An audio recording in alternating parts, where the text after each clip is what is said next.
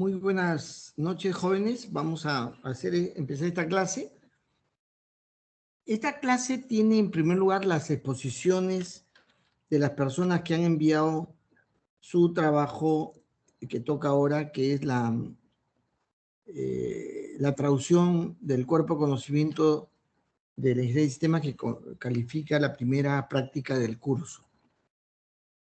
Entonces, son 10 minutos 10 minutos, no, 15 minutos por expositor, por cada expositor máximo. Puede hacerlo en menos si desea. Entonces vamos a empezar primero con el alumno Luis Quiliche y luego vendrá el estudiante Luis Gutiérrez. Entonces, ¿están presentes? Sí, profesor. Sí, profesor Gutiérrez también. Ambos. Ya, perfecto. Entonces empezamos con Luis Quiliche. Puedes empezar. Ya, comparto mi pantalla.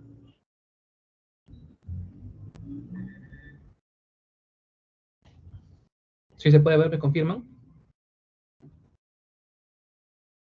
Ya, sí. Perdón, esta es la última vez que alguien pregunta que si se ve la proyección, la pantalla. No es necesario hacerlo, ¿ya?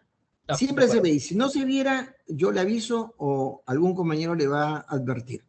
¿Correcto? Ya, en todas las presentaciones, como hay un montón. Bien, puedes empezar. Ya, en este caso voy a exponer sobre propiedades de los servicios. Primero, para empezar, el capítulo nos menciona que este es un servicio distinto a un producto. ¿Por qué? Porque un servicio tiene las características de que este es un producto, este es intangible, es diferente a un producto que no se puede almacenar, que no se puede guardar, este se consume al momento y existe únicamente durante el uso de este, como por ejemplo, comprar un teléfono es comprar un equipo, un producto que tú lo puedes guardar y tener en cualquier momento, mientras que un servicio tú lo puedes únicamente obtener durante el tiempo que este existe, que es, por ejemplo, una atención médica. Este servicio existe únicamente desde que tú compras el cupón de atención hasta que el doctor te revise y te da tu receta médica. Solamente durante ese periodo de tiempo existe el servicio. Y este requiere además una interacción entre el cliente, en este caso que es el paciente, con el que te da el servicio, que es el sistema médico, y el doctor que está que atiende. ¿Qué más? También este requiere cierta medición, que es el SLA o el acuerdo de nivel de servicios, en el cual se estipula ciertas mediciones o cierta calidad que te da el proveedor, en este caso. Por ejemplo, lo que te da Movistar, lo que te da Claro, cuando te dice, te doy internet 120 megas de velocidad, o te doy 5 gigas de descarga rápidamente, se te da un indicador de qué nivel de servicio te está brindando. Luego seguimos con lo que son los indicadores de desempeño. Esa es la parte más importante. ¿Por qué? Porque el servicio ya no es únicamente darte lo que te dice el proveedor, sino que tú ya evalúas y mides cuál es el que más te conviene o si realmente cumple con este nivel de calidad que te está dando la empresa del servicio. Tenemos 3 indicadores muy importantes, que son el KPI, el QoS y el QoE. Ahora, ¿qué diferencia hay? La calidad objetiva o el QoS es la calidad que te da el servicio. Por ejemplo, hay diferentes paquetes en Internet. Hay Internet que tú pagas por 50 soles, unos 50 megas de velocidad, 80 megas de velocidad, 120 megas de velocidad de descarga. Cada uno es un nivel de servicio diferente. Es el QoS, mientras que el QoE es la calidad que el usuario percibe de ese servicio. Puede ser haciendo una comparación entre ya sea dos tipos de internet diferentes, como puede ser Win y puede ser Movistar, en el cual, si bien Movistar te da una velocidad de descarga mucho mayor que la que de Win, el usuario puede sentir que el internet de Win es mucho mejor. ¿Por qué? Porque existen casos como Movistar que su internet para fallando a cada rato, por más de que tenga una buena velocidad de descarga, lo cual significa de que el servicio, bajo la percepción del usuario, es muy malo, mientras que Win, su velocidad de descarga puede ser menor, pero el usuario puede percibir que el servicio es más estable y para él es mucho mejor. no significa que mayor calidad técnica sea mejor que la calidad que percibe el usuario. Ahora, como una conclusión importante de esto es mencionar que los servicios necesitan sí o sí ser calificados por un usuario. ¿Por qué? Porque este usuario es la persona que recibe el servicio. Si para el usuario el servicio que es recibido no es adecuado, no importa qué tan tecnológico o de calidad de la persona o la empresa. Este puede ser poco usado o simplemente descartado por no cumplir con los requerimientos mínimos que el usuario necesita. Bueno, gracias.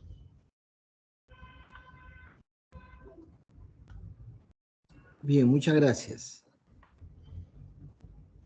Siguiente. Luis Gutiérrez.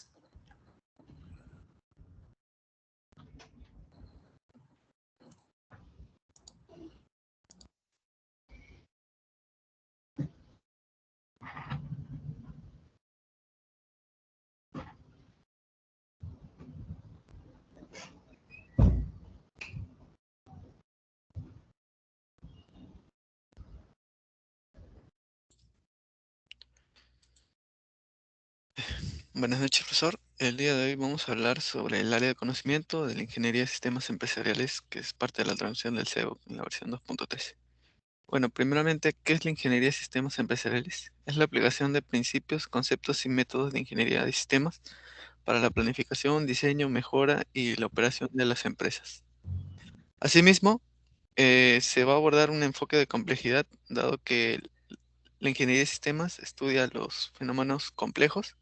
Asimismo, se va a enfocar en el valor, dado que el principal objetivo de la empresa es la generación del valor y la transformación empresarial, que esto va a conllevar a una adaptación al entorno constante y cambiante. Bueno, ahora los conceptos clave. La empresa primeramente es distinto a la organización, dado que, como se va a ver más adelante, la empresa constituye a la organización, así como a otros factores como las personas, procesos, recursos, información. Asimismo, el artículo del CEBOC nos habla que el concepto de empresa puede ser extendida, dado que a veces, por el tamaño de la empresa, es necesario no solo enfocarnos en los límites internos de la empresa, sino también estudiar el comportamiento de los proveedores, los clientes u otros socios externos para darle una mayor complejidad al sistema de la empresa. Asimismo, también se basa en la interdependencia y colaboración, dado que cada sistema dentro de este sistema que es la empresa, en este caso pueden ser los recursos, ellos interactúan entre sí generando información y compartiendo información, y a su vez se da la colaboración entre el recurso humano, por ejemplo, que son las personas, para generar el valor. Asimismo, también se da importancia en el conocimiento, dado que hay dos, el explícito y el tácito. El explícito vendría a ser el conocimiento que se obtiene en libros, en revistas, o el conocimiento que puede estar grabado en un código, y mientras que el tácito es el conocimiento que uno mismo aborda, el conocimiento interiorizado que uno puede obtener por medio de la experiencia o también por medio de la interacción con otros profesionales, y se genera este conocimiento nuevo. Ahora, la empresa como sistema. La empresa es un sistema sociotécnico complejo, dado que integra personas, procesos, tecnologías y recursos, y este interactúa con su entorno para cumplir los objetivos. Aquí vemos el gráfico en el cual, como se mencionó anteriormente, la organización es distinto que la empresa, dado que la organización participa en la empresa, que se encarga de generar el valor, que esto se le da a la sociedad, a las partes interesadas o a la misma organización, que es la encargada de gestionar los recursos. A su vez, los activos, conocimientos y personas son parte del conocimiento explícito y tácito, que consumen y producen dinero, tiempo, energía y material. Asimismo, las personas trabajan en equipos que están incluidos en proyectos y que estos son gestionados por un negocio. Ahora, la creación del valor, como se mencionó, el principal objetivo de la empresa es generar el valor. Este se logra mediante la gestión de los recursos, los proyectos y programas y una coordinación organizacional. Asimismo, la optimización de recursos es un medio, no es un fin, dado que el principal objetivo, como se menciona anteriormente, es generación del valor por medio de la maximización del valor. Ahora, el rol de la ingeniería de sistemas empresarial en la organización. La ingeniería de sistemas empresarial va a permitir afrontar la complejidad e incertidumbre, dado que gracias a la ingeniería de sistemas vamos a abordar problemas complejos y también va a permitir mejorar la toma de decisiones, dado que el uso de este enfoque de ingeniería de sistemas va a ayudar a una mejor toma de decisiones, dado que va a abarcar la complejidad y también va a impulsar la transformación organizacional, dado que como el entorno es cambiable, la organización va a necesitar una transformación, un proceso de adaptación a estos cambios y por último va a requerir de enfoques adaptativos y no tradicionales. Eh, el enfoque tradicional sería por parte de ingeniería de sistemas y el enfoque no tradicional que sería aplicado al ámbito empresarial. Y los enfoques adaptativos, como se mencionó, actualmente las organizaciones pueden ser matriciales, pueden ser funcionales. Hay distintos tipos de organizaciones a los cuales se le va a aplicar distintos tipos de enfoque para que en este ámbito la ingeniería de sistemas empresarial permita una mejor toma de decisiones y permita un mejor crecimiento en la empresa. Eso sería todo. Muchas gracias.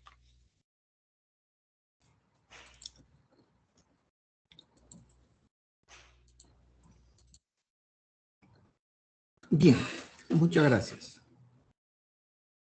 Perdón, sí, ya. No sé si ustedes tienen alguna pregunta, algo que hacer respecto al curso, a los temas que hemos empezado a tratar, alguna duda, alguna inquietud, alguna observación, algún pedido, alguna crítica, algún reclamo, sugerencia, etcétera. Si tienen algo, levante la mano y lo conversamos. Bien, como no lo hay, vamos entonces a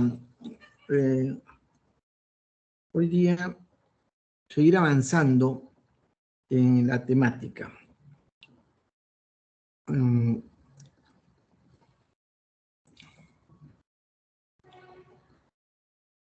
Allá, fíjense, los plazos, los requerimientos no deben ser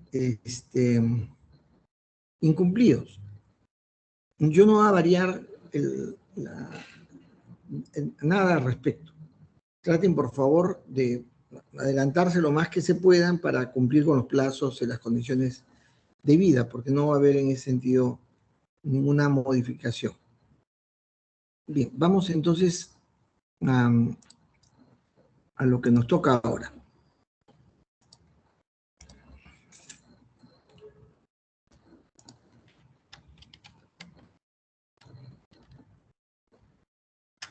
Bien, estuvimos viendo la semana pasada, introduciéndonos a esta, digamos, exploración histórica del desarrollo del conocimiento empresarial desde la perspectiva del entendimiento y de la aplicación de la ciencia a la organización, de tal forma que algunas corrientes se fueron llamando la administración científica, ¿ya?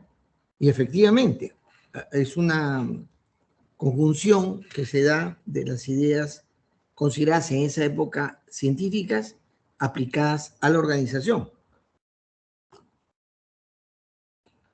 pretendiéndose hacer lo que hoy día llamamos ingeniería en empresa, ingeniería empresarial.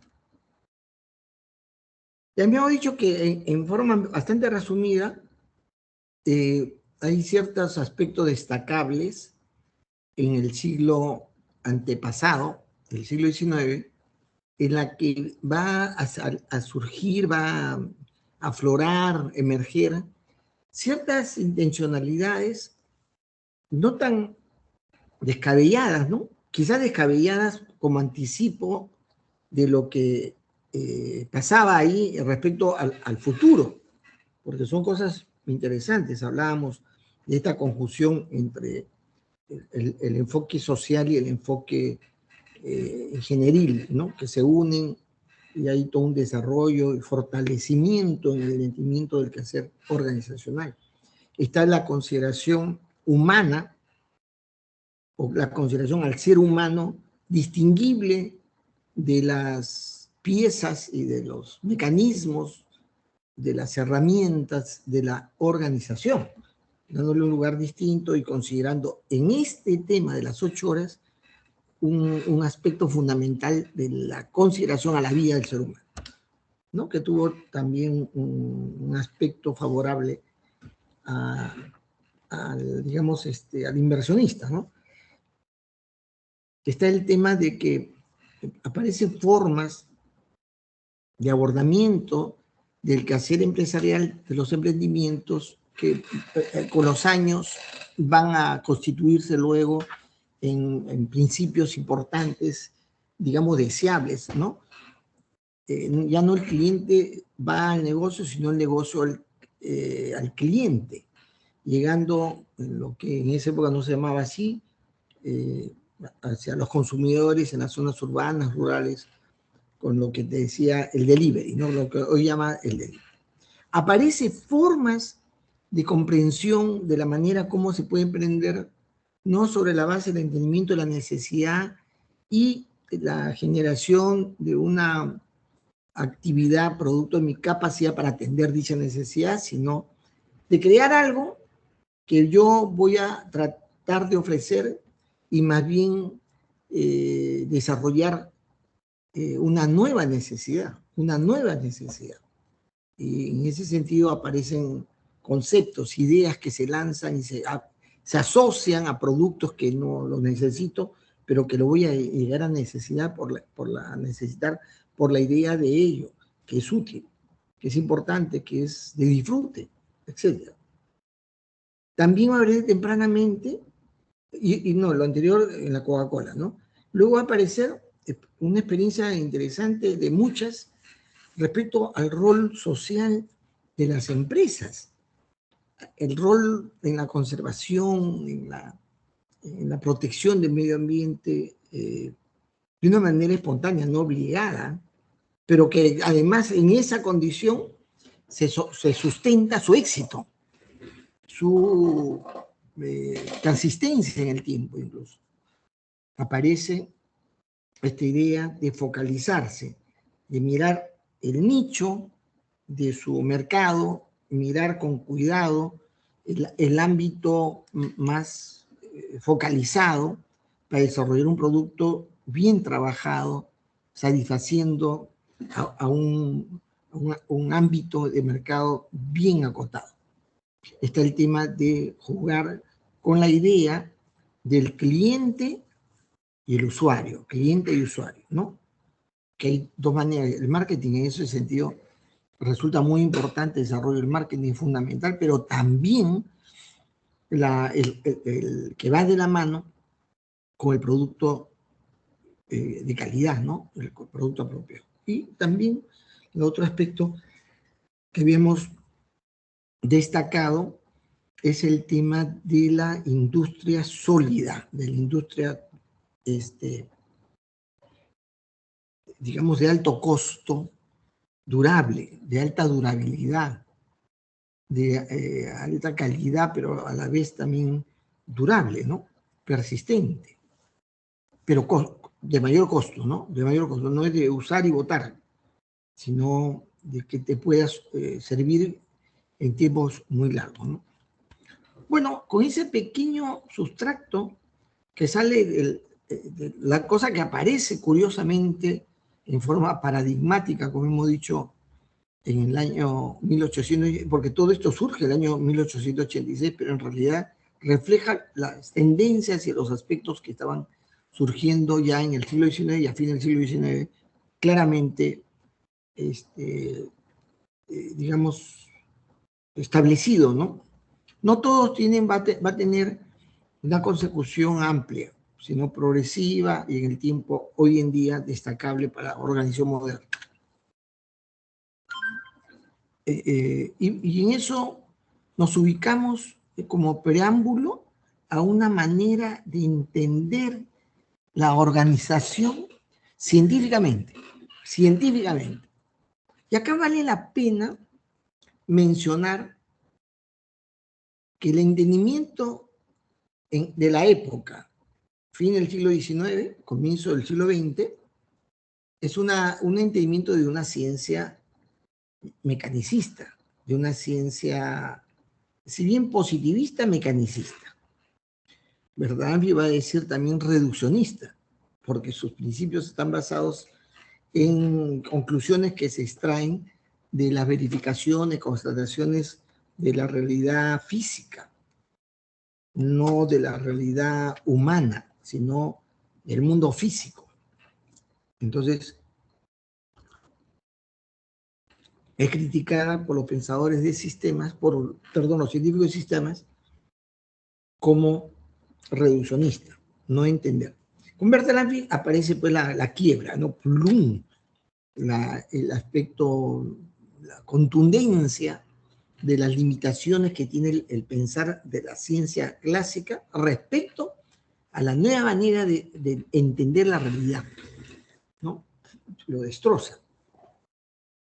Y entonces va a entrar una idea mucho más abierta del funcionamiento de los sistemas en la realidad y especialmente en la organización.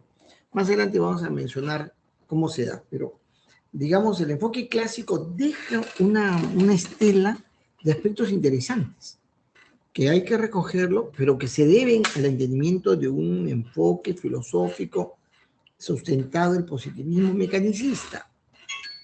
¿Ya? Y que, perdón, déjenme cancelar ya. Y que sobre esa base se articula una serie de ideas interesantes. Una de ellas es el sentido de engranaje, ¿no? De engranaje. El mecanicismo tenía esa idea de articular todo de manera tal que las piezas se articulen de una manera muy precisa y que pueda permitir el desarrollo de procesos exactos, eficientes y también de cada vez menos tiempo y más economía, recursos, etcétera, ¿no? Es el enfoque clásico. 3 escuelas. La escuela alemana, llamada también la escuela burocrática, la escuela norteamericana, que se va a denominar la escuela científica, ¿no? De la administración científica, y la escuela francesa, que es la escuela gerencial, de la gerencia.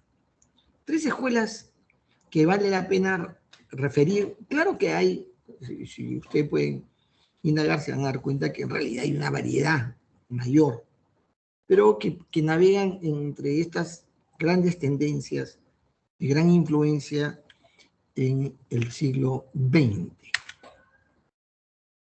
Bueno, un asunto importante, finales de los años del siglo XIX, aparece esta idea bien marcada por la forma de pensar y la influencia filosófica que viene detrás, ¿no? Con el enfoque de la ciencia clásica. Uno que, como ya les decía, el enfoque clásico se sustenta en la idea de que la industria debe funcionar de manera debidamente ordenada, armonizada y precisa. Y también lo importante, el foco de atención es el proceso industrial, el proceso de producción, la industria, el desarrollo de la capacidad productiva de la organización.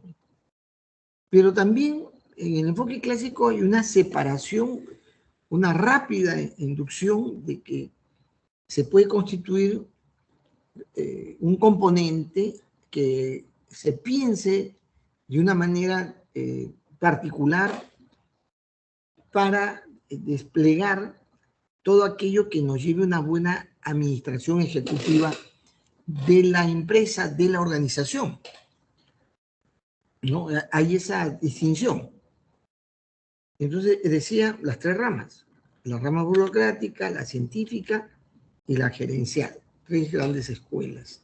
Se le asocia a los países porque es donde predomina las ideas que están desarrolladas por ciertos personajes, ¿no?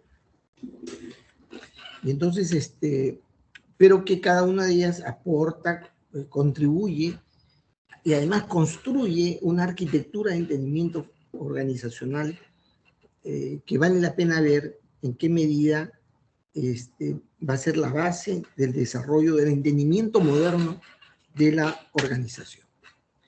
Y empezamos con la escuela burocrática, el padre de la escuela alemana, llamada escuela burocrática.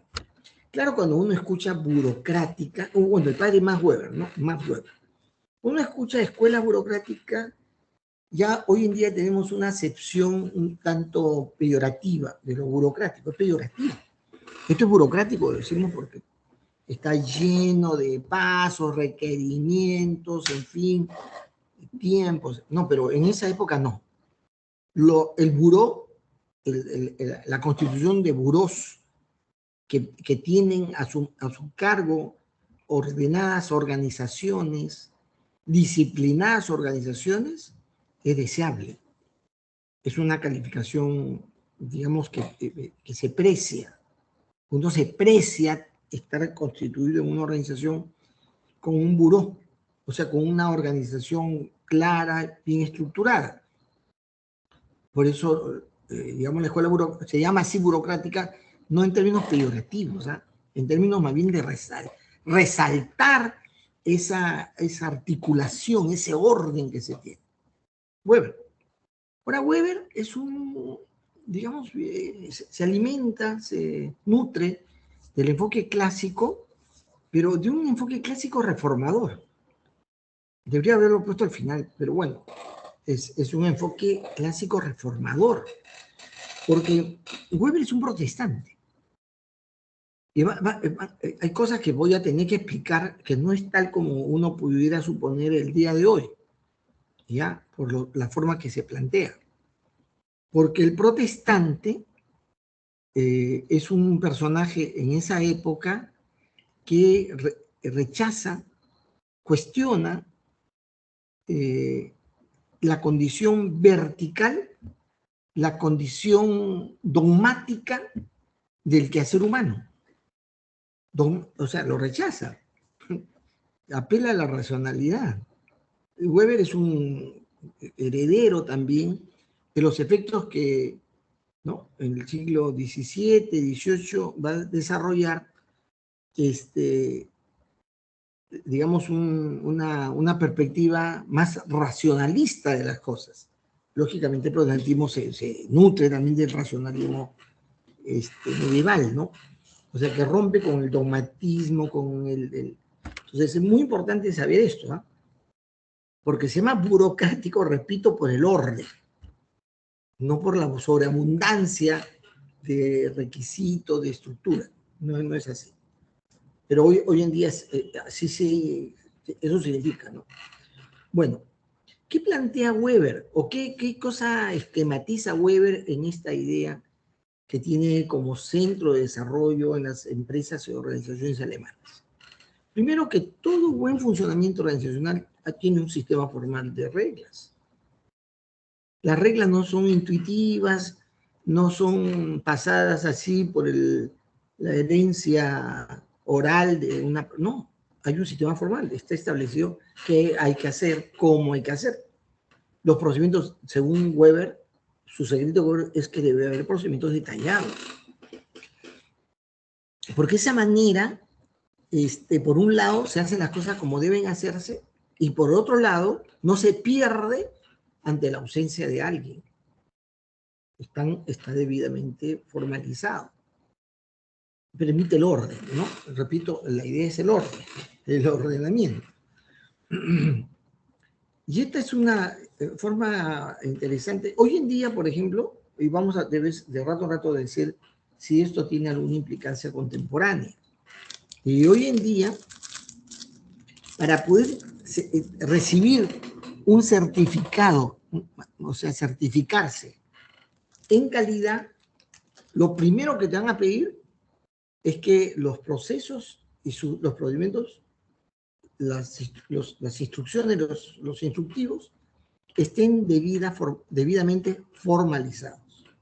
No hay calidad sin un sistema formal de reglas, si no hay un trazado, un mapeo de los procesos y con sus procedimientos debidamente establecidos, ¿no? No es algo que está pegado a un pasado obsoleto, para nada. Es cada vez más importante. Por supuesto que se ha pretendido romper un sistema formal de reglas en varias oportunidades. El último ha sido con este tema de la ingeniería ágil, ¿no? Que las reglas deben ponerse digamos, en condición relativa en el logro de los objetivos o de los resultados, ¿no? Pero bueno, pero a lo largo del tiempo hay también un cuestionamiento a tener un sistema. Algunos en las dimensiones, ¿no? Se pensaba en el ROF, el Reglamento de Organización y Funciones, y en el MOF, ¿no? El Manual de Organización y Funciones, uno más detallado que el otro, y muchas organizaciones solamente se han quedado con el ROF, solamente para desmarcar bien las funcionalidades de las áreas, y no ya el detalle de cada puesto de trabajo, porque se orienta más a procesos, ¿no? Pero el enfoque clásico alemán, burocrático, esbozado, articulado por Weber, es eso, ¿no? Otra cosa muy interesante y curioso también es que Weber plantea que la organización no debe obedecer y ajustarse a las condiciones, a los intereses y las necesidades individuales, personales, en la que yo creo alguna función, alguna actividad en virtud de capacidades o intereses particulares. Alguien entra, le diseño algo para que pueda hacer algo. No. Este sistema clásico es un sistema que debe partir de una definición de objetivo, propósito y articulación en función de lo que se debe lograr, no en función de las condiciones o intereses individuales. Son los individuos que se deben alinear al propósito final. Weber es protestante. Es decir, yo no hago lo que me da la gana, sino aquello que contribuye al propósito grupal, colectivo, eclesial, dado el ámbito de Weber, ¿no? La empresarial. No se trastoca, no se distorsiona por particularidades personales, para nada. Por eso la impersonalidad no tiene. Claro que uno, mirando hacia atrás, uno dice, estas empresas tienen la característica propia de quienes lo fundaron, los pioneros de este trabajo, en fin, que son leyendas y les dio una marca personal, ¿ya? En el estilo. Pero su propósito debe mantenerse en términos de no alterarse por intereses particulares, ¿no? O características personales. El tercer aspecto relevante que va a caracterizar en general todas las escuelas clásicas es que debe haber una clara división del trabajo. No hay desperdicio duplicando esfuerzo, no hay un interlape de acciones que se repiten, no hay que pisarse los callos, se dice, ¿no? Cada quien en lo suyo y se divide el trabajo apropiadamente.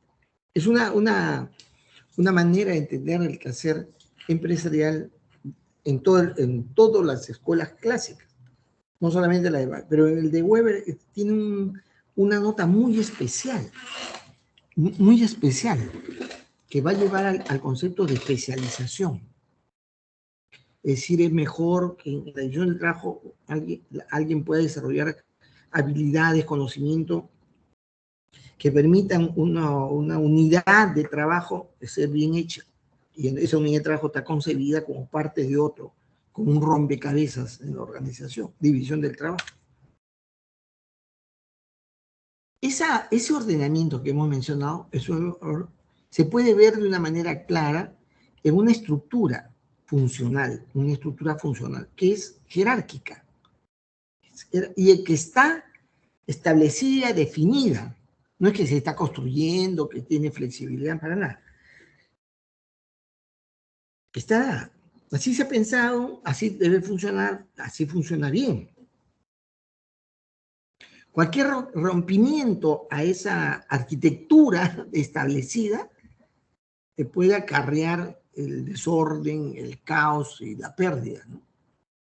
Hay una estructura jerárquica. Y esa estructura jerárquica está gestionada, está dirigida, está liderada por alguien que tiene, en primer lugar, carisma, se dice. La palabra carisma, entendido en que tiene esas cualidades que permite influir sobre el resto, permite mantener por su desempeño, por su conocimiento, autoridad.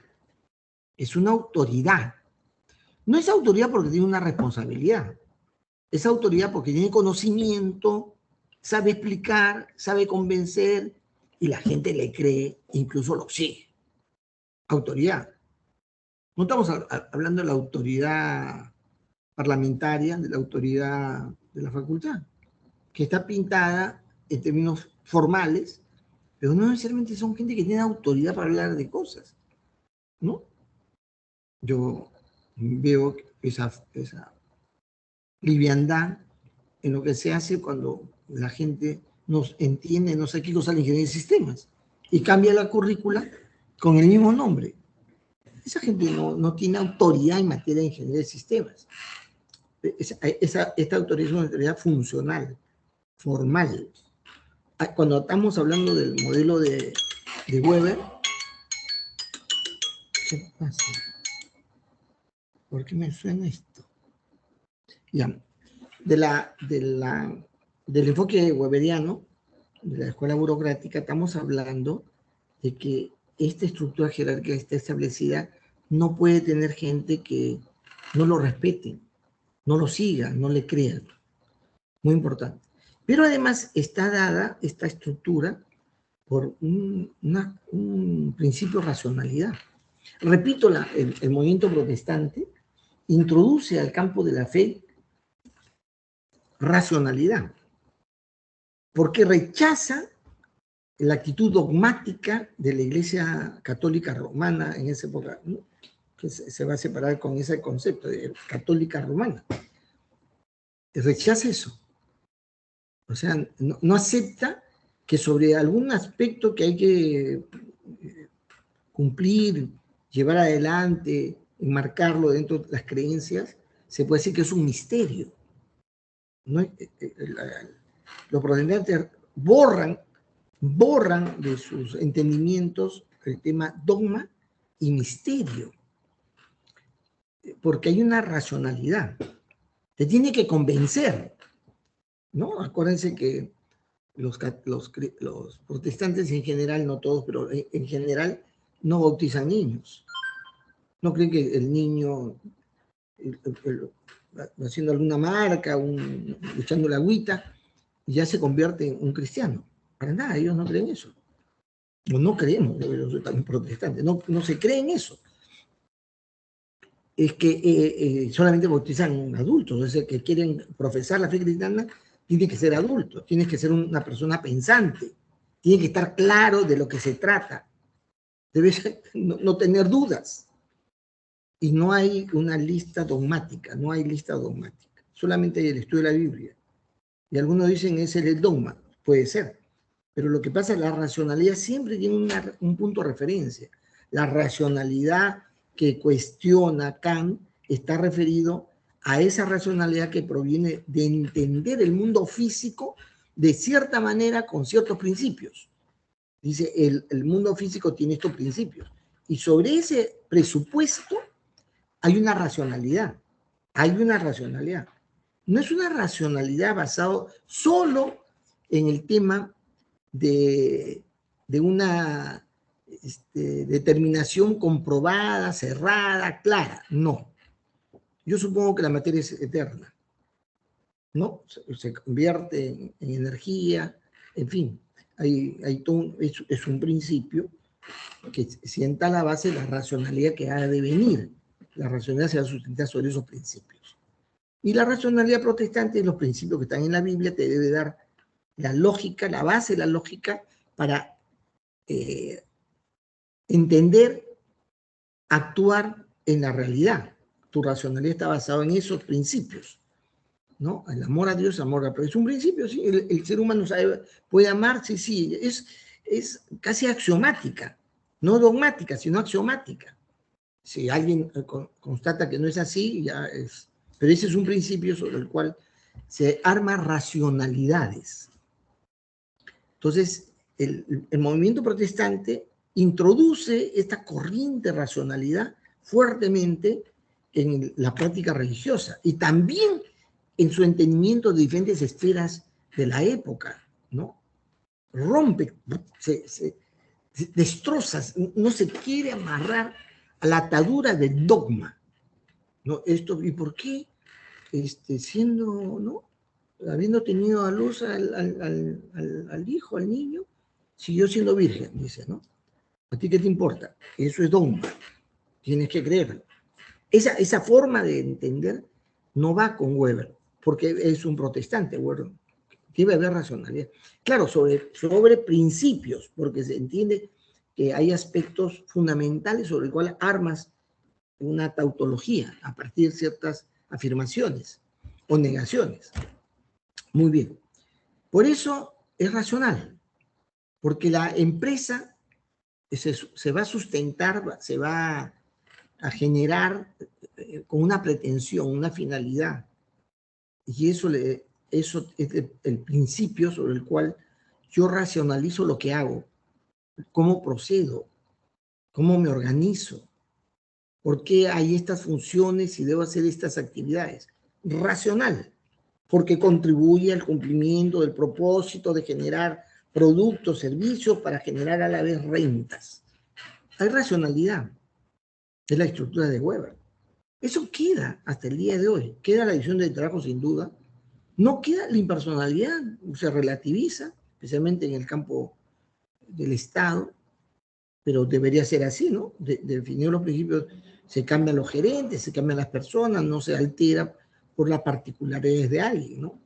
Bueno, en el tema de la estructura jerárquica hay una racionalidad en función del propósito de la organización. ¿Y legal por qué?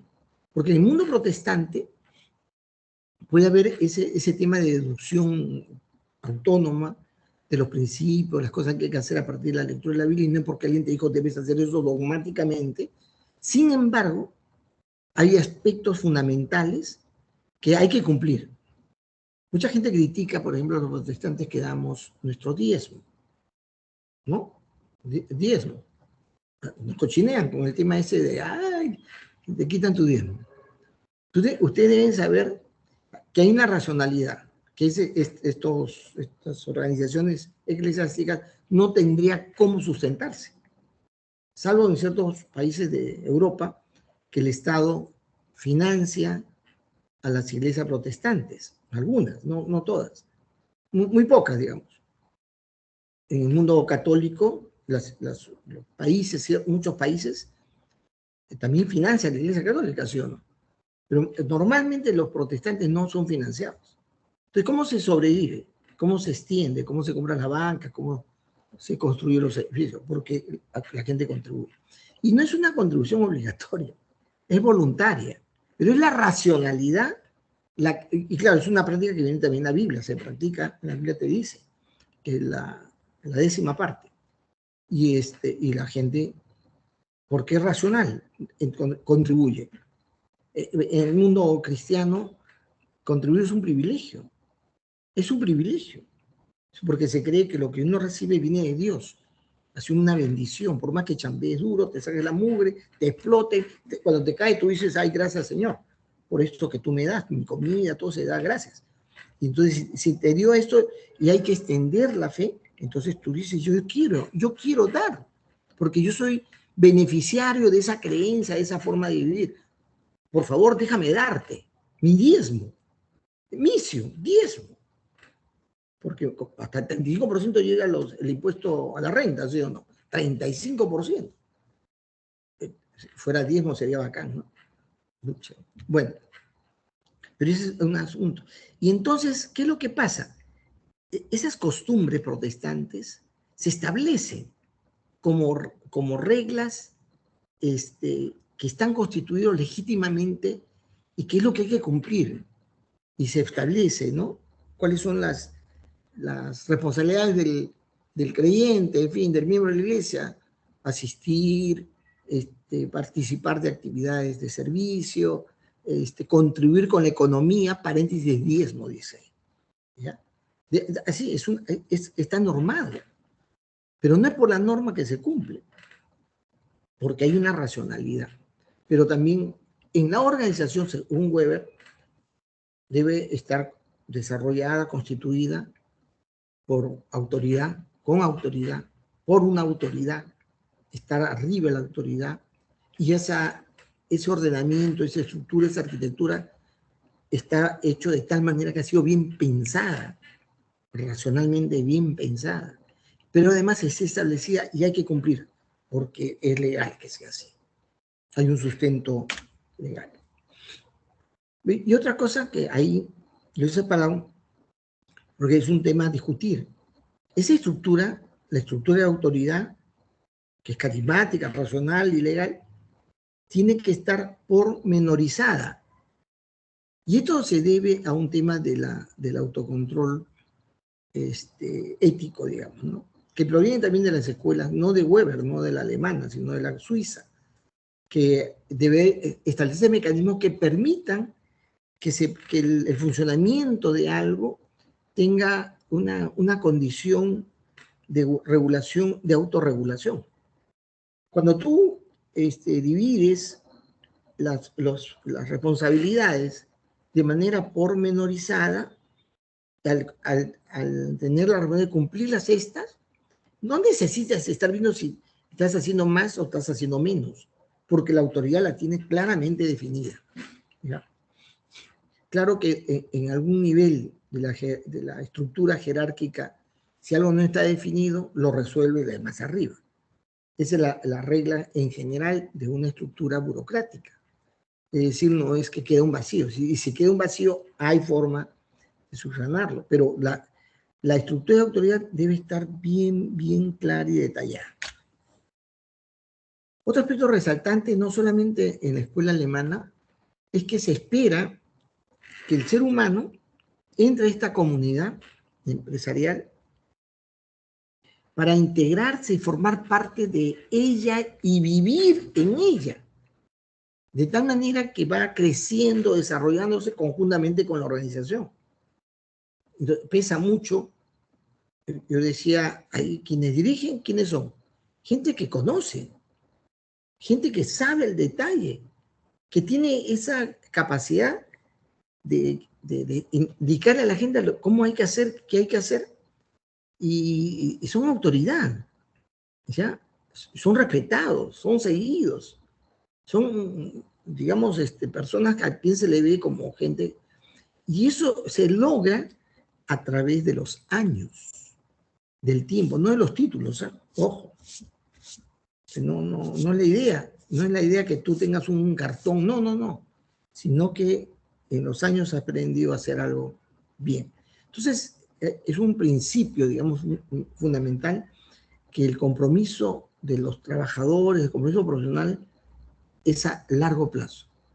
Uno aspira en esa época a que yo entre en un trabajo y voy a aprender, voy a dedicarme y voy a avanzar tratando de llegar al último día de mi vida, al último día de mi vida. Y es muy resaltante. Eso se va a romper después, ¿no? En los años 90 viene toda una moda de aprovechar las altas capacidades de los jóvenes. O sea, llega un momento en el cual hay una quiebra, que hay que eliminar los viejos, la gente ya viejita, y darle lugar a los jóvenes, que tienen ideas nuevas, innovadoras. Bueno, son los años 60 y 70, ustedes saben, en el mundo hay todo un proceso de revolución, de cambio, de rebeldía, y hay ideas nuevas, y todo eso trae como consecuencia también que la organización se pretende una mente innovadora, joven, no vieja y que se resiste al cambio. Es muy interesante. Hay una etapa de la historia. Ahora ha cambiado, nuevamente. Ahora se considera la experiencia, se considera ya no la edad propiamente, ¿no? En esa época sí. Usted entraba a cualquier consulta de la estructura del staff de alguna organización grande, chibolos, todos chibolos, ¿no? O sea, y bien raro que hubiera una persona con canas. Bueno, pero la escuela alemana considera que el compromiso profesional a largo plazo trae como beneficio el tener ciertas capacidades, ¿no? Y a pesar de que uno puede estar ya con muchos años de edad, se aprovecha mejor en la transmisión de conocimiento, en la resolución de problemas, en fin. Eso es un asunto muy importante, ¿no? Y como dije, racionalidad, la racionalidad. Como digo, es una Max Weber, sus escritos están relacionados al tema ético, ¿eh? La mayor cantidad de escritos son al tema ético. Y hay una obra bien interesante sobre el espíritu protestante en el capitalismo, en las sociedades capitalistas. Es que Weber ha hecho un estudio muy serio, por supuesto, y también toma como referencia a gente que ha estudiado y comparan los desarrollos que se dan en los países protestantes como Alemania, Suiza, Inglaterra y otros, ¿no? Cómo se ha evolucionado, en qué estado están, y Estados Unidos también, ¿no? Y cómo están respecto a los países católicos, España, Portugal, en fin, los países católicos, los sudamericanos, en fin, los ven y piensan que la actitud dogmática y el marco de entendimiento que hay en las sociedades más católicas están asociados a un poco desarrollo. La mayoría de ellos, cuando él escribe su libro, están todavía en la era feudal, mientras que ya en los países protestantes están en una era ya capitalista. El capitalismo se ha desarrollado fuertemente con una idea de libertad, de individualidad, de inversión, de ahorro, inversión. Esto es un tema. Lo diferencia, por eso dice que el espíritu protestante es aquel que va a sustentar el desarrollo del capitalismo en el mundo. Entonces, y simplemente hace la comparación cómo están los países católicos, llamados católicos, ¿no? En realidad, de supremacía católica, y otros los que tienen mayor cantidad de personas protestantes. Entonces, pero ahí esa comparación realmente la gente que estudia dice, no, la diferencia es la racionalidad. En la medida que los países han entrado al tema de la racionalidad, ahora vamos a traducir eso como a la inteligencia artificial, ¿no? El uso más apropiado de la información y de la manera como se comporta el entorno. Eso es también racionalidad. Claro, ahora con la nota de la inteligencia artificial, pero es el marca que deja Weber en sus escritos, ¿no? Escuela burocrática o alemana. Estados Unidos tiene al famoso Taylor, ¿no? Taylor es el gurú del desarrollo de la administración científica, ¿no? Así se le va a llamar la escuela científica. Y se basa pues en la búsqueda de desplegar el funcionamiento organizacional muy cuidadosamente, muy sincronizadamente, tiempos y movimientos desde el punto central, con cronómetro y centímetro, milímetro, para hacer que las cosas funcionen articuladamente, ¿no? Su base principal. También en la escuela científica americana toma en cuenta la importancia que tiene la especialización. No se olviden que estos se están alimentando de la ciencia clásica, en la cual no hay una visión transdisciplinaria, no hay una visión de articulación de múltiples disciplinas. Estar especializado tiene un valor muy importante. A mayor especialización, más capacidad para ejecutar tareas específicas, ¿no? Dice, la escuela americana tiene esa preeminencia, le da preeminencia a la superespecialización. Y, lógicamente, eso de la mano con la experiencia, La experiencia, pues a lo largo del tiempo te hace especializado, tienes experiencia. También, igual, en esta escuela, tienes autoridad. Tu fuente de autoridad es la experiencia. ¿Ya? Ahora, una cosa muy importante, mientras en la escuela weberiana tiene una clara arquitectura funcional, debidamente compartimentalizada, las responsables lógicamente juegan un rol, un liderazgo que está a cargo de las funciones. En la escuela científica, el tema del control y de la función de las actividades que se realizan es funcional. También es jerárquica, funcional, ¿no? Estos tienen estas funciones, estos otra función. Y en el caso también, ellos en la escuela científica tienen mucha claridad, mucha energía en la afirmación que hay que motivar a los que están en la organización.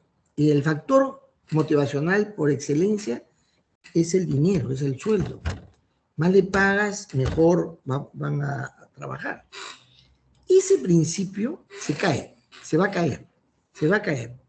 Posteriormente, con una escuela que viene hacia adelante sobre las relaciones humanas o del comportamiento humano, la escuela le va a sacar la mugre a ese sentido. Es que el dinero, efectivamente, cuando tú haces algo y por eso hacer algo te escalas a nivel jerárquico y por ello recibes una mayor remuneración, ese rato te premia, te sientes premiado, te sientes feliz. Pero pasado el tiempo, ese sueldo nuevo, con aquel que inventó el anterior, vas aprendiendo a usarlo, a distribuirlo y ¿no? A tenerlo para tus gastos, para las cosas adicionales que vas aprendiendo a consumir ahora. Y de pronto ya te falta. Entonces se considera un factor motivacional, pero luego se va a corregir esa idea que es factor motivacional circunstancial. El factor motivacional más importante es el sentimiento, la sensación de que el trabajador está realizando algo que le gusta, está logrando con ello algo que aspiran. Aún no le paguen bien, si está motivado, lo va a hacer bien. La motivación viene de otra fuente, porque si tú a alguien le pagas por hacer algo, la siguiente vez que lo haga, vas a tener que pagarle. Si quieres que lo haga mejor, pagarle más. Esto hay un estudio que se hizo acá, de un famoso pedagogo de la escuela Los Reyes Rojos, no me acuerdo el nombre, hincha de la Alianza, lamentablemente. Pero hizo un estudio bien interesante. Muy joven, donde existía en el Perú esta fábrica de Basa, ¿no? La Basa. Ellos hacían artículos de plástico. Y entonces hicieron un experimento en colegios que estaban distantes, a una misma salón, a una misma edad de estudiantes, hicieron un experimento. En uno, llevaron una caja juguetes que habían hecho de plástico, ¿ya? Y fueron a un salón, hablaron con el profesor previamente, o la profesora previamente, para decirle, nosotros necesitamos que los niños jueguen con estos juguetes porque vamos a exportarlo. Esto va a ir a Brasil, nos han pedido, pero queremos ver si son buenos, fácil de utilizar, si los divierten los chicos. Queremos hacer ese estudio, si nos permite estar con los chicos así en una clase y hacerlos que jueguen con estos juguetes. Sí, ¿no? Les dieron el pase y entonces efectivamente en un momento determinado van con los juguetes, los ponen en el suelo, los chicos están atentos, mirando, y le explican, ¿no? Estos juguetes van a ir para niños en Brasil. Y necesitamos saber si los juguetes son entretenidos, si los juguetes son apropiados, como van a ser niños de ustedes, queremos que califique. Cada juguetito tiene una tarjetita. Pone a usted su nombrecito ahí, ¿no? Su nombrecito y luego marca si es, ¿no? En cuanto al entretenimiento, si es aburrido, más o menos, es entretenido o es bien entretenido. Simplemente ponen una marquita ustedes. Juegan, arman lo que sea y marcan de qué les parece, ¿no? O cogen otro, ponen su nombrecito y al costadito marcan de qué es. Y así. Nosotros le vamos a dar a cada uno de ustedes, por cada juguete que ustedes evalúen y marcan, 25 centavos de dólar. Esa experiencia es un colegio donde los estudiantes son chicos que vienen de clases adineradas, entonces conocen la palabra dólar, la han escuchado muchas veces, saben de qué se trata. Entonces le dicen, ¿no? Con 5 juguetitos que ustedes han marcado, han evaluado, ya tienen $1. Pucha, que los chicos ya querían tirarse sobre los juguetes. Y luego, no le dicen esto hay que hacer, ¿no? Entonces vamos a tomar tiempo, cuando suene, ¿no?, el timbre, cuando pase 1 hora, digamos, ya ustedes, se cierra ahí y ya le vamos a dar su recompensa. Y así fue, ¿ya? Hicieron eso, listo. Fueron al otro colegio, un poco distante, hicieron lo mismo. Hablaron con el profesor y ellos explicaron qué es lo que querían hacer, con los mismos juguetes, ¿eh? Y no le dicen nada sobre algún premio que hayan recibido. Simplemente dicen, ustedes jueguen, califiquen, eso no va a servir para ver qué juguetes seleccionamos para exportar a Brasil. ¿Listo? ¿Quieren ya hacerlo? Ya, ¡pum!, se vienen los chicos. Y todos se ponen a jugar, a marcar, ¿no? Ojo que no está de por medio el ofrecimiento de nada, no le van a pagar. Simplemente están jugando con los juguetes. Y listo, agradecen y se van, pues, ¿no? Y pasa un tiempo y van a hacer, como digo, es un estudio pedagógico, ¿eh? Vuelta con la gente basa a otros tipos de juguetes de otra envergadura, de otra calidad, de otra forma, llevan al primer colegio.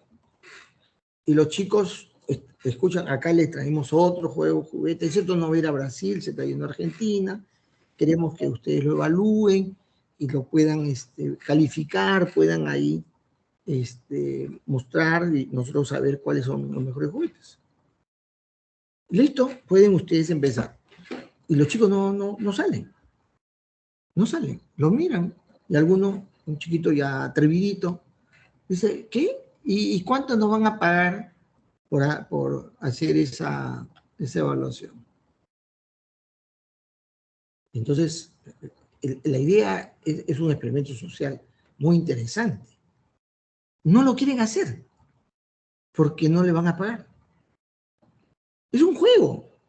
Están juguetes ahí para la edad de ellos, para jugar. Pero como ya les dieron dinero la primera vez, pierden el interés si es que no le pagan. van al otro colegio y llegan y dice, ahora se trata de niños argentinos, y ya los chicos están queriendo meter mano a los juguetes para verlos jugar. Entonces, es bien interesante, que el nombre se me ha ido, el apellido de este famoso pedagogo, repito, siempre ha sido dirigente de la Alianza, tipazo, caray. Yo soy hincha de la UA, pero tipazo no por la Alianza, pero sí un personaje fabuloso, caray. Él publica una obra sobre el estilo pedagógico, la manera como se hace que los estudiantes logren sentir las ganas, el interés por las cosas. Y uno de los factores, no que contribuye que puedan hacer las cosas, sino que les va a plantear en el fondo una barrera, ¿no? Es que se le dice muy interesante. Si tú no quieres que tu hijo arregle sus cosas, págale por haberlo hecho una primera vez. Y verás que no va a querer hacerlo otra vez si no le das más. Interesante. Bueno, el factor dinero es motivacional. Posteriormente va a relativizarse esta idea que hay en el enfoque científico, ¿ya? Que es muy fuerte, pero bueno, pero es uno de los principios. En esta escuela vale la pena, bueno, hay muchas experiencias, mucha gente, pero los que marcan un hito importante en la historia del enfoque científico clásico es esta pareja, ¿ya? De Frank y Lillian Gilbert. Porque van a producir, no, hay muchos, no solo uno, pero ellos en particular arman tratados bien interesantes de cómo mejorar la productividad de forma de hacer las cosas distintas, de tal manera que vaya reduciendo el tiempo y los movimientos, ¿no? Tiempos y movimientos. Tiempo y movimiento. Porque las cosas son mejor en la medida que hagas las cosas más rápidas y en menos esfuerzo. Enfoque clásico, ¿no? La escuela científica clásica. Y van a ser tratados bien interesantes, diferentes aspectos, y se resalta esa famosa propuesta para que el trabajo del albañil, cierto tipo de trabajo del albañil, podía reducir a solo 5 movimientos, habiendo ellos inicialmente visto que ocupaban 18 movimientos, con el tiempo y las demoras que eso significaba, ¿no?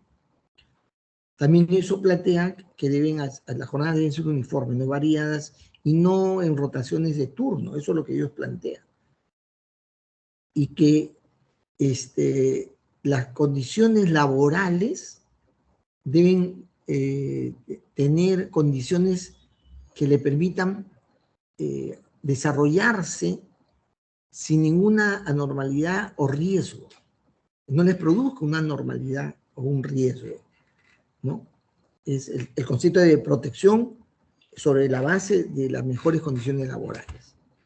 Jornadas uniformes, porque consideran que de esa manera se produce mejor, se estimula mejor el trabajo.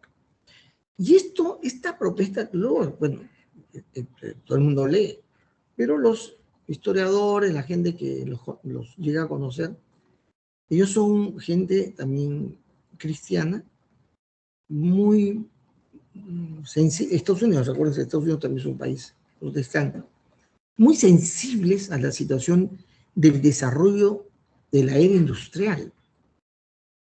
La era industrial va a generar una condición de trabajo, de vida, de acelerado, en la que las fábricas necesitan producir, concentran obreros que trabajan 16 horas, ¿no? 18 horas, 20 horas, y están ahí explotados en una actividad especializada, ¿no? Moviendo una tuerca, haciendo y uno tras otro, se crea pues la cadena de producción, ¿correcto? En la que se usa el trabajo infantil. es más económico para cierto tipo de actividades, es apropiado, y los niños no están obligados a estudiar en esa época y proceden de familias pobres, que de alguna u otra manera esos pequeños ingresos, esos sueldillos que le daban, de todas maneras contribuyen a las economías de sus empobrecidas familias. El trabajo infantil existe, no está proscrito por si acaso, no en la época de proscripción, no es que eso era un delito, para nada. Se hacía eso, y además el empresario sentía que hacía un favor pues a la familia, ya a su niñito, ya venga que a trabajar, sacaban la mugre, pero el trabajo especializado, haciendo algo, una actividad con un brazo, un solo movimiento, durante mucho tiempo producía la deformación física de los niños, encorvación de la espalda, engrosamiento de un brazo, ¿cómo se dice? Atrofia del otro, etcétera.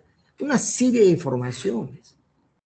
Y lo que van a descubrir es que tanto Frank como Lillian Gilbreth, todos estos tratados que se van a difundir no alcanzan solamente a los adultos, para nada, sino al trabajo en general, y ellos piensan en los niños, en la que justamente piensan que mejor es que un trabajador haga uso de ambos brazos o rotativamente, ¿no?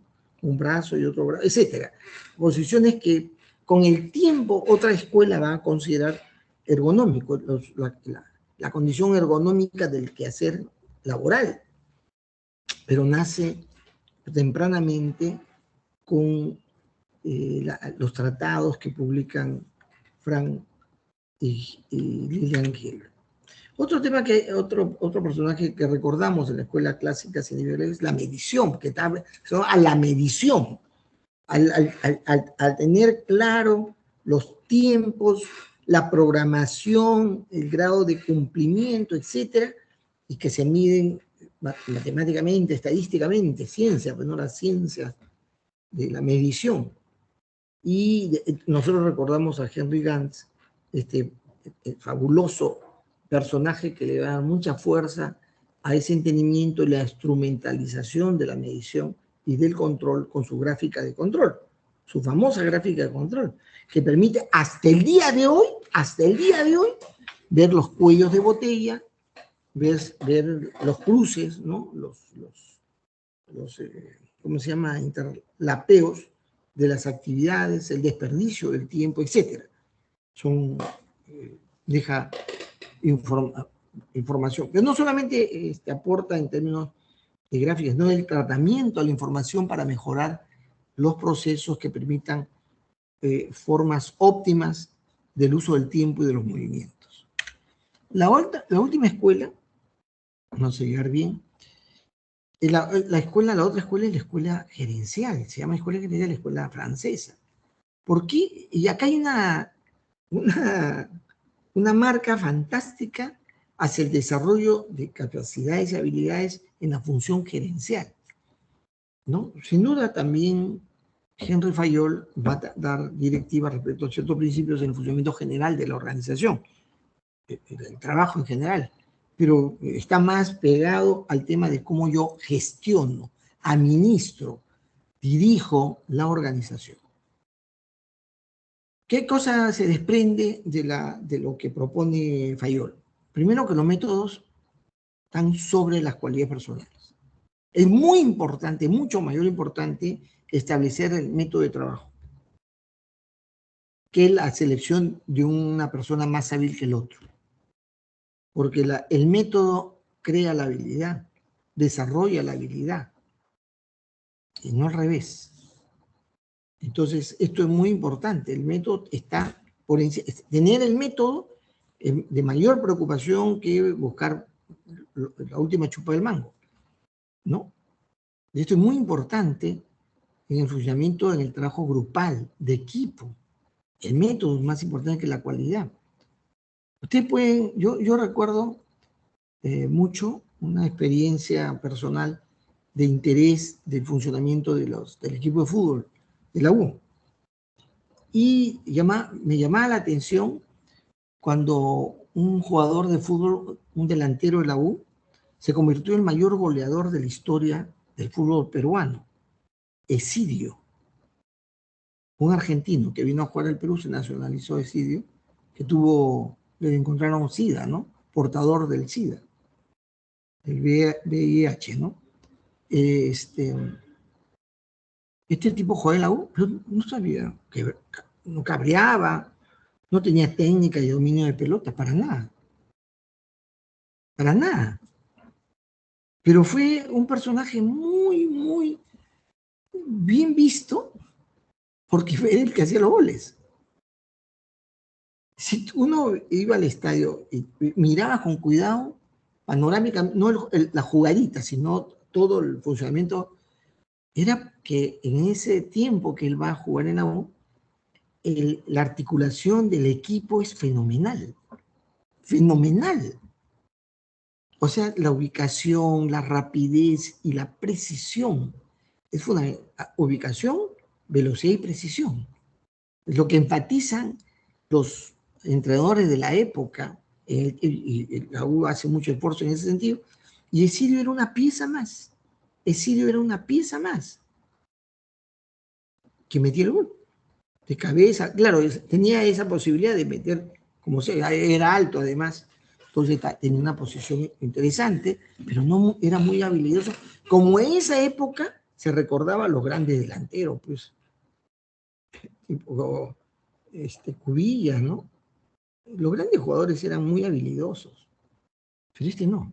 Pero fue el mejor jugador, el goleador de la U.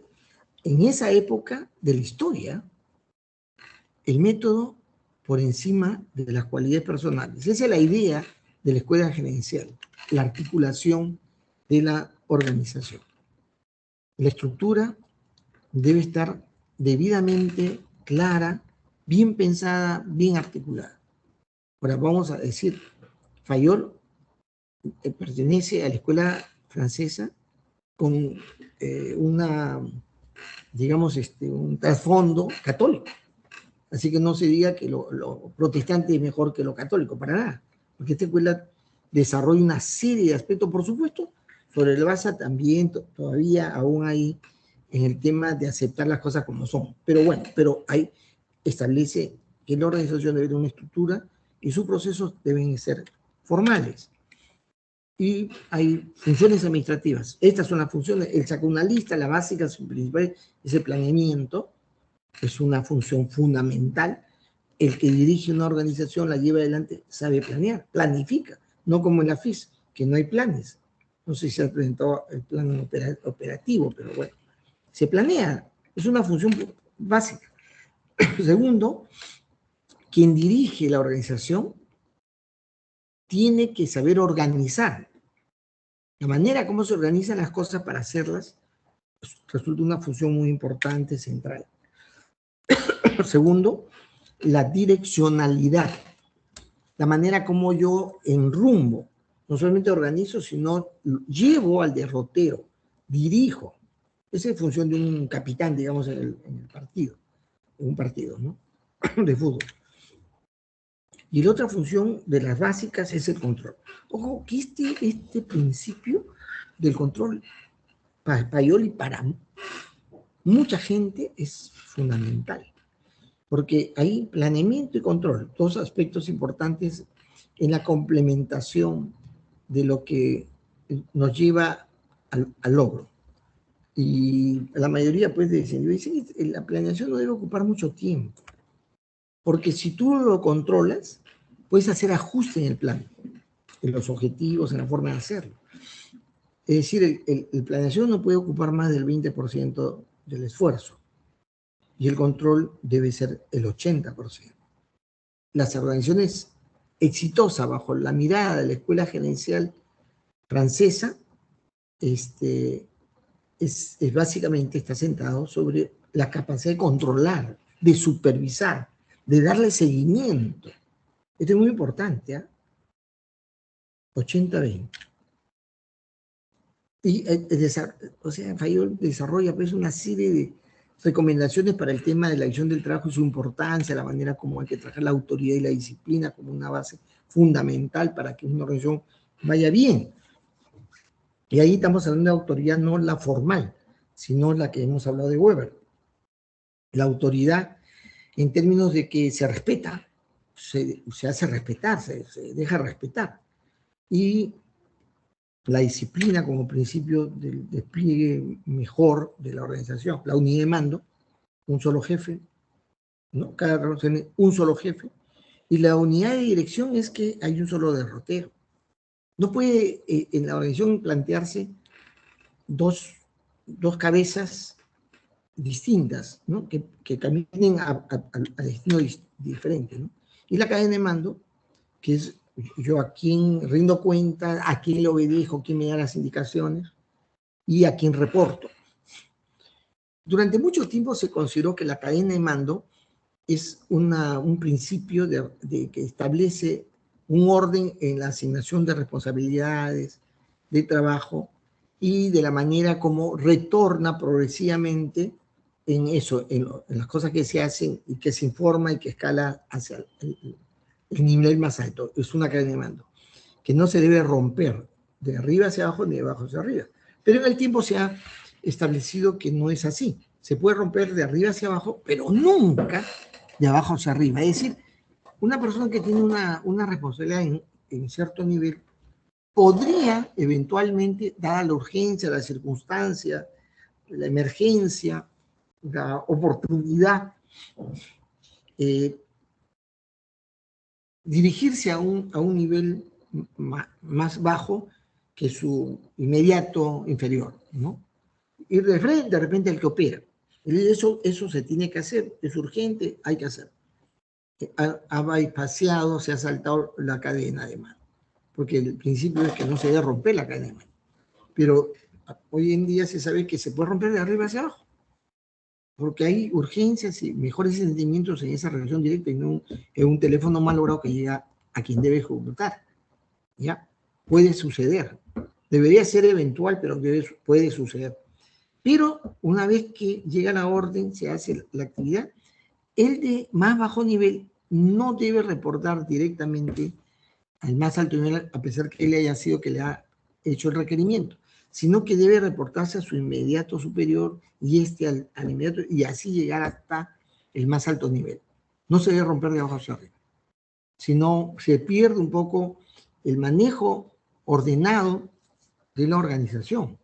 No es un desorden, pero ese orden que se tiene puede eventualmente ser quebrado de arriba hacia abajo.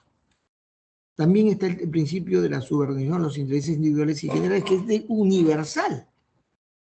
Algunos piensan que este principio se ha tomado, Francia lo ha tomado de cierto sentimiento, acercamiento al orden socialista, porque el socialismo tiene ese principio, que los intereses individuales están subordinados a los colectivos, ¿no? Pero como fue, efectivamente, lo que interesa es el propósito corporativo. Y yo subordino mi interés a ello.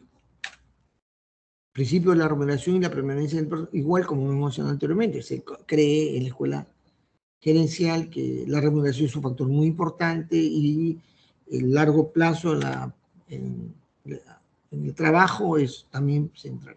Otro aspecto importante que se resalta en esta escuela es la centralización. Las decisiones se toman centralizadamente, fluye, por lo menos en información centralizadamente, y en ese sentido también complementa el tema de un ordenamiento que permite que dicha centralización sea eficaz, sea efectiva, ¿no? El tema de equidad, cuando se habla de equidad en la escuela gerencial, no es que yo doy el mismo peso a cada uno, para nada, ¿ya? Se habla de equidad en términos de evitar no se aproveche las capacidades que pueden haber en una área, en las personas, ¿ya? En sentido de equidad. Estabilidad es un principio general de la cultura, el ambiente de trabajo, ¿no? Estable. Y también es muy importante recordar que Fayol explica bien interesantemente sobre la importancia que tiene la iniciativa. La iniciativa. Ahora, la iniciativa no es romper el esquema de funcionamiento normal, sino de mejorarlo, de hacerlo más eficaz, digamos. Y en ese sentido, también de contribuir a tu grupo de trabajo. Contribuir con tu... Espíritu de grupo no significa en las expresiones de Fayol lo que hace la policía cuando cae alguien y lo ocultan, lo tapan, en fin. No, no.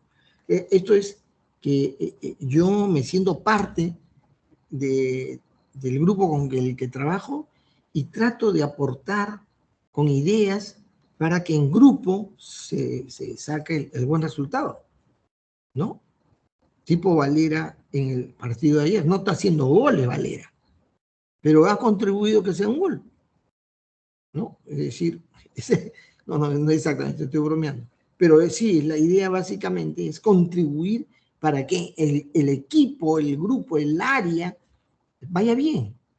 Tener la iniciativa para mantener ese espíritu grupal, ¿no? Preguntas.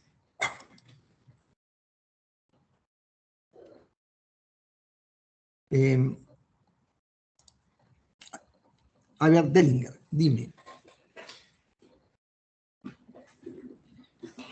Te escucho.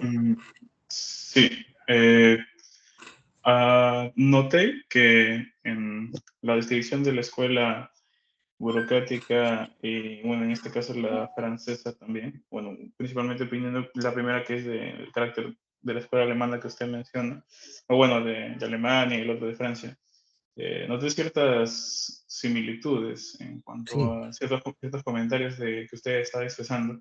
Entonces, tratando de buscar algún tipo de distinción, primero entendí que el apartado burocrático pareciera más que, a mi percepción, que especifica elementos de carácter técnico sobre cómo realizar algún proceso, alguna actividad en particular, mientras que en el apartado de la escuela francesa, al parecer se encarga de ver algo desde un enfoque más, por así decirlo, colectivo, general, que involucra sobre cómo se comporta, en este caso, la organización. Entonces, se podría decir que parte de lo que se involucra en la escuela burocrática está embebido dentro de la escuela francesa. Puede ser, porque el desarrollo de la escuela francesa da toda la impresión que se monta sobre una visión, repito, en esa época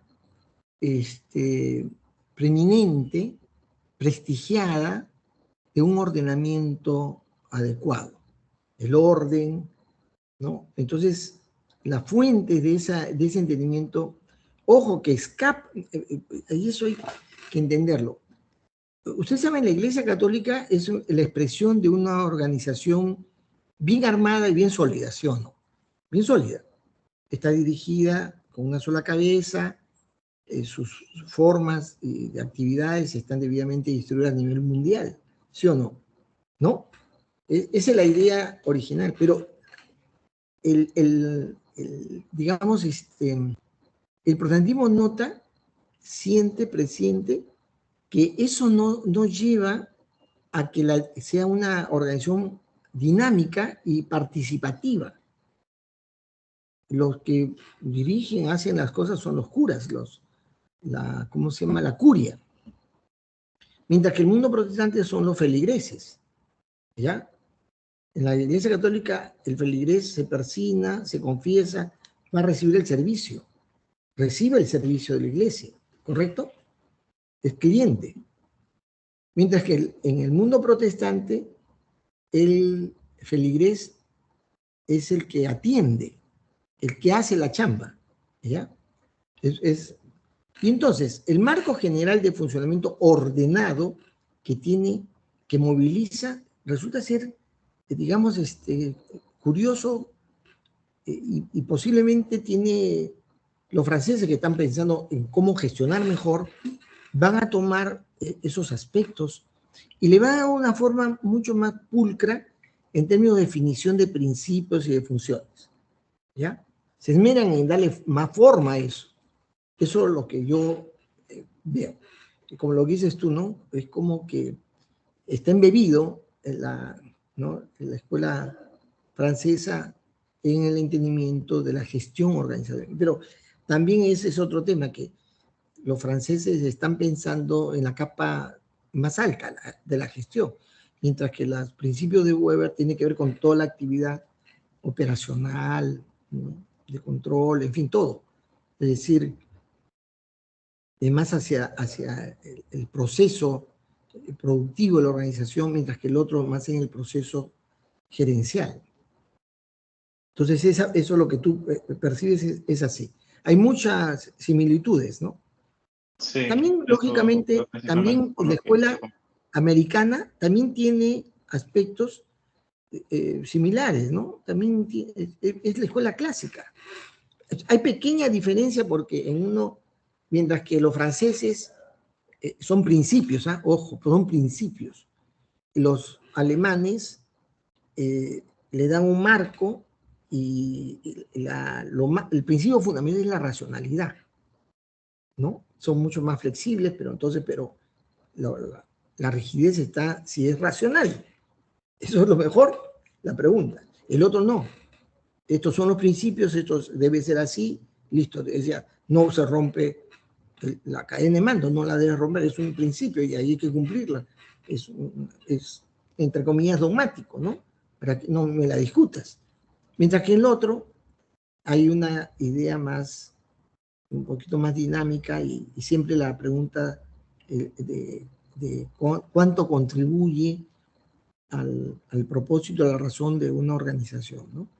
Que es, como digo, con el tiempo, lógicamente, tres escuelas van a dar forma a una manera de gestionar la organización que la nutre de esas tres corrientes, ¿no?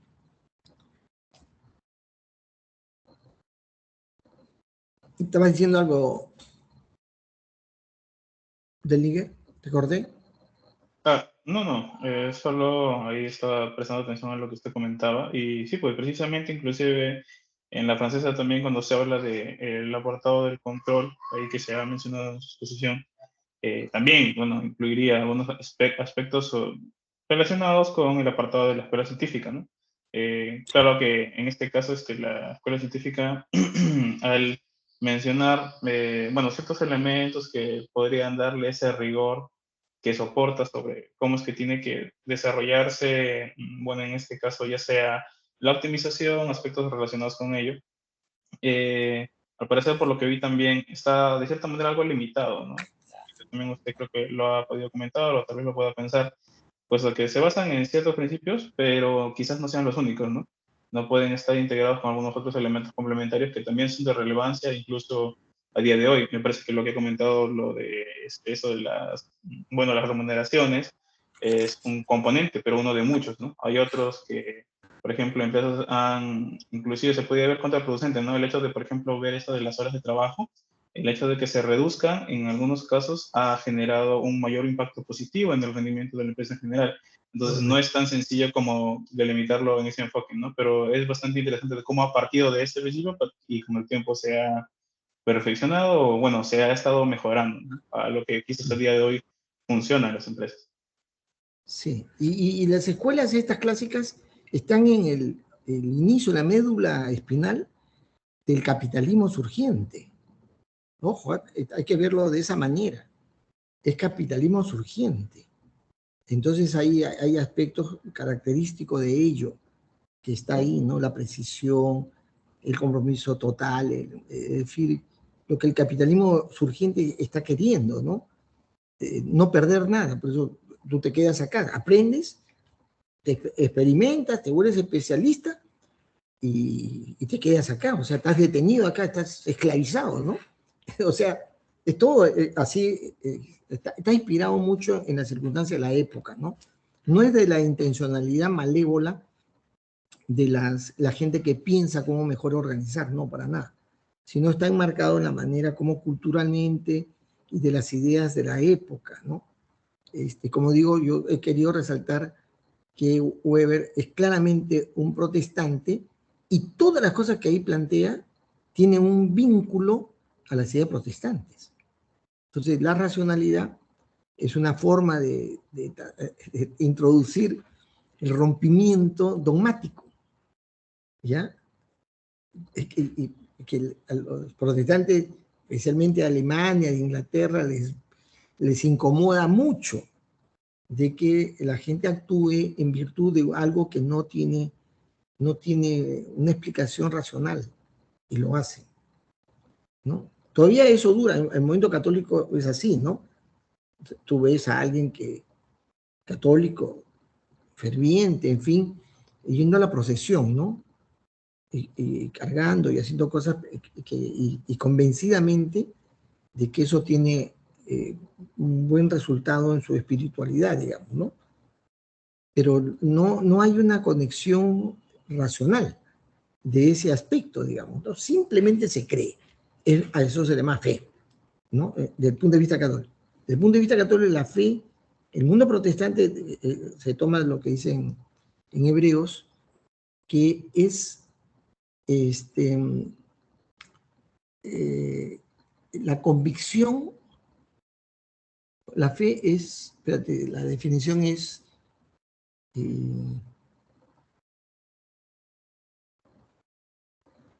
la seguridad de lo que se espera, seguridad de lo que se espera y convicción de lo que no se ve, ¿ya? Seguridad de lo que se espera y convicción de lo que, así dice el texto. Y entonces, ¿cómo tú tienes convicción de lo que no ves? ¿Cómo tienes convicción? ¿Cómo te consta? Porque hay una lógica, ¿ya? Entonces, enfatizan ese tema, porque es lógico que sea así. Es bueno que sea así. Hay una composición. Entonces, el momento, o sea, la expresión articulada de Weber, de la corriente que se desarrolla en la gestión alemana, en la forma de gestión alemana, tiene esa carga fuertemente de ese tipo.